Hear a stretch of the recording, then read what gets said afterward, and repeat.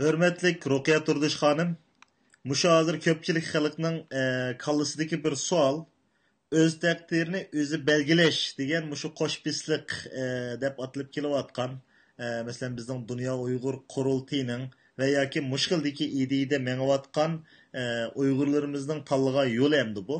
Sizcha mushu o'z taqdirini o'zi belgilash degan mushu yo'l bilan mangan vaqtning o'zida, ya'ni oxirgi natijasi mustaqil bo'lishi mumkinmi bizning vatanimiz? Ya'ni ashuni desak bo'lamdi. Bu bir cho'ng savol ham bir qiyin savol ham. Men shu savolga buning aniq bir to'g'ri javob berib keta olishimni natdayin. Chunki men bir siyosatchimi emas yoki bir qonunshunosmi emas. Shundaqda bu tushunchalarimni deb baxmoqchi, boshqalar to'liqlisi bo'ldi-da. Menimcha bu o'z taqdirini o'zi belgilash, qon to'kib urush qilish va yoki boshqa tinchlik bilan Xitoyni demokratiyaga akirib, Xitoyni o'zgartirib, insofga erishib, suhbatga ma'qul keltuganda, agar shu chog'da Uyg'urlar Amerika, Kanadadagi yerlik millatlardek bir yerlik millat degan bir kategoriyaga kirib qolmasak, ya'ni bu indiyalar bor, indigenous people degan va yoki xalqaro cho'ng siyosiy kuchlarning qo'llashiga erisha olsak, ondan shu chog'da o'z taqdirini o'zi belgilash orqali to'liq mustaqillik talab qilamdiq va yoki avtonomiya talab qilamdiq, shu chog'da talab qiladigan narsa. Bu o'z taqdirini o'zi belgilashga qanday yetimiz deganda, menimcha buningga yetish yo'li bilan, uningga yetgandan keyin bu o'z taqdirini o'zi belgilash qonunidan foydalanish yoki uni bizga yurgizishni ikisini ayirish kerak. Chunki bu ikkisi ikki narsa. O'z taqdirini o'zi belgilash, chunki bir texnichi, bir menimcha, mening qarashimcha bir qonuniy huquq emas. Chunki Birlashgan Davlatlar Tashkilotining bu qonunni ijro qiladigan bir o'rni yo'q, ya'ni. Shunga hech kim bizni bu qonun orqali mustaqil qilib qo'ya olmaydi, ya'ni. Bu bir nishon. Bu nishonga yetish uchun bir jarayon kerak. Shuningga bu jarayonga qanday yetimiz, ya'ni bu jarayon bilan bu qonunni yurgizishni ikkisiga ayirish kerak deganim shu. Oldi bilan o'z taqdirini o'zi belgilash degan qanday bir narsa, buni tushunishga to'g'ri keldi. Bu qanday millatlarga qartilgan narsa degan narsani bilishga to'g'ri keldi. Buning uchun ham uning kelib chiqish taraqqiyotida qarasak, u bir siyosiy va territoriya tusini olgan bir huquq. Bundaq deganimda bu bütün imperiya zamanlarida, burundan imperiya zamanlarida hukmronlarning siyosiy objekti insonlarni kontrol qilish bo'lgan bo'lsa, bu davlatlashish boshlangandan keyin bu territoriyani kontrol qilish o'zgardi, bu hukmronlarning kontrolligi. Ya'ni 1648-yili padişahlık tüzümler bekor qilindi, davlat tüzümü paydo bo'ldi. Millat sifatida o'z taqdirini o'zi belgilab davlat qurishning jiltizi ana shu vaqtdan boshlandi. Ammo u chog'da Yevropa davlatlari mustamlik qilgan yerlardan ayrilib qolishni xohlamag'achqa, bu faqat bir o'z taqdirini o'zi belgilash orqali mustaqil bo'lish bir prinsip shaklida qolib qoldi. Ya'ni Birlashgan Davlatlar Tashkiloti buni rasmiy yurgizib, buni ko'ngil bo'lib qilmadi. Ikkinchi dunyo urushidan keyin Birlashgan Davlatlar Tashkiloti buni rasmiy ko'ngil bo'lib, xalqaro qonunninki 1 va 55-moddalarida buni tilga oldi. Ya'ni har qanday bir millatning o'z siyosiy taqdirini belgilash, madaniyati va iqtisodini taraqqiy qildirish huquqi bor deb belgiladi.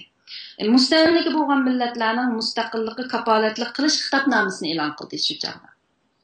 Ya'ni bundan aniqki, o'z taqdirini o'zi belgilash, ya'ni nation, ya'ni tarixiy va madaniyati bo'lgan, tili va kimligi bo'lgan, ma'lum zaminning egasi bo'lgan va u zaminni besilingan va shu zaminni boshqara oladigan iqtisodi bo'lgan millatlarga qartildi. Ya'ni yerlari burun qabilash bo'lib yashagan o'zlari, shu vaqt podshohlik vaqtlarda yerlari qitib ilingan osonlik millatlarga bu qartilmaydi. Uning ustiga 1970-yili Birlashgan Davlatlar Tashkiloti do'stona munosabatlar xitobnomasi degan bir narsani, bir xitobnoma e'lon qilib, har qanday bir mustaqil davlatdan bo'linib chiqib, shu davlatning zamin butunligiga tahdid solishni rad qildi. Shuningdek, Xitoyning bizni davomli Xitoyning ayrilmas bir qismi, Xitoyning ichidagi bir oz sonli millat, Xinjiang bizning ayrilmas bir qismimiz deyishidagi sababmi shu. Shunga masalan, chet el medialarining China as minority deb Uyg'urlar deb mendaq yozishimi bizga nihoyat ziyonliqda. Bizni milliy bo'lgunchi deb qarashimi mush sababdan. Chunki bizni milliy bo'lgunchi deb asal biz mushda bunga tushmay qolamiz, o'z taqdirini o'z belgilash. Ya'ni biz bir oz sonli millat o'zimiz bo'linib chiqmoqchi bo'layotgan manda bo'lib qolamiz. Chunki oz sonli millat sütüdü bölünüp çıkış her qandaq zulümgə uçursımı öz təqdirini özü belgiləşkə düşənməydi asallıqca. Amma faqat dövlət quruşda güclük intilişi bolğan ahval astida, anan keyin bu asallık milletlər ma'lum yerini uruş qılıb özününki kontrol qılıb egallagan ahval astida, anandan keyin mustaqillikqa ermiş öz təqdirini öz belgiləş qanunu bo'yicha nim qila oladimiş masalan shu Chechenistondakda şu vaqtida anandan keyin masalan bular ma'lum ayrim ahvollar ya'ni Checheniya ham shunday bo'lgan, lekin u shu o'z taqdirini o'zi belgilash bo'yicha mustaqil bo'lman desimi, lekin Rossiya qitilmaganlikdan uni qilamadi-da, avtonomiya huquqlariga erishdi. Uning ustiga yana bir tarafdan agar bu asonlik millatlarning birdan-birini mustaqil bo'lish, o'z taqdirini o'zi belgilash bo'yicha mustaqil bo'lishga tushadigan sharti ikki taraf qitilgan ahvol ostida bo'ladi. Ammo buni besivag'ichi bularni kontrol qilayotgan davlat hargizmi buni qitilmaydi-da. Endi buni tasavvurmi Xitoy qitilmaydi, chunki u bir kommunist davlat qachon demokratiya bo'lguchi. Demokratiya kirgan taqdirda biz hamda majority, ya'ni ko'p sonlarni egallamasak bu nayta tasavvurdan. Uni bu yerda bir savol chiqib, bunisi Bangladesh, Yugoslaviya qatorliq davlatlar jo'gan. Bularning tarixiga qarasaqmi, mushundaq O'rta Osiyodagi mustaqil bo'lganlarni qarasaqmi, masalan, mushuni qanday tushunamiz deganda, undaqda ulaylıqı soğaq uruşunun nəticəsində O'rta Osiyadagilar bu mustaqil bo'lib qilish. O hargizmi bir öz taqdirini o'zi belgilash bilan mustaqil bo'lib qolganlar emas. Chunki ular buni davlat qurgan, bundaq bir nima bu öz taqdirini o'zi belgilash qonuni tushundigan millatlardan emas, ya'ni bir osonlik millat sanalib kelayotgan millatlar. Hatto mushu burun davlat qurgan zimini besib bilingan East Timormu yaqinda mustaqil bo'ldi. Bu East Timormu mustaqil bo'lishda burun zimini mustamlik qilingan turibmi 200 ming odam o'lib, qon to'kilib, hatto Indoneziya ma'u yangi ulag'ib uningga bu East Timorga bo'lgan yangi bir hukmronni almashtirib Jay Habibi degan. Shu Jay Habibi bilet tashlayli deb qaror bermagicha bu xalqaraning aralashishini, ya'ni o'z taqdirini o'z belgilash orqali mustaqil bo'lishni qo'lga keltiramadi Temurmucho shu chaqda. Undaqda bu ozonlik millatlarning o'z taqdirini o'zi belgilashga tushsa, undaqda mushu masalan undaqda bu ozonlik millatlar o'z taqdirini o'zi belgilashga tushmasa, unda qanday qiladi endi bular? Endi zulm uchirsa buni qo'g'daydigan ish yo'qmi deganda Birlashgan Davlatlar Tashkiloti 1992-yili The Declaration on the Rights of Person Belonging National or Ethnic, Religious and Linguistic Minority degan bir xitobnomani e'lon qildi.